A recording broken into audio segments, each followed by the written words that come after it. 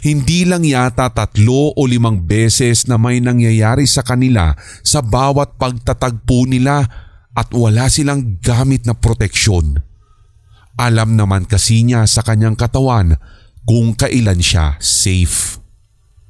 Yun nga lang ay ilang araw na lang ang natitira niyang bakasyon. Pwede ba kitang i-invite sa bahay ni tita sa New Year? Anya. Noon ay katatapos lamang ng isang umaatikabong pagtatalik nila ni Emiliano. New Year? Tumango siya. Hindi kasi kita na-invite nung Pasko kasi syempre hindi pa naman tayo magkakilala noon eh. Kaya this New Year sana hindi ako pwede. Agad na sagot ng lalaki. Inaasahan na niya iyon. Gusto lamang niyang ipakilala ito sa tiyahin at pinsan niya para hindi na siya kinukulit ng mga iyon kung sino ang kinatatagpo niya.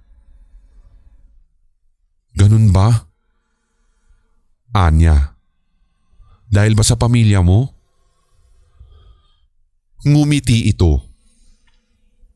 Marami kami sa pamilya. Gusto sana kitang ipakilala sa kanila pero tsaka na siguro. Sa tamang panahon. Doon siya nakadama ng kaba.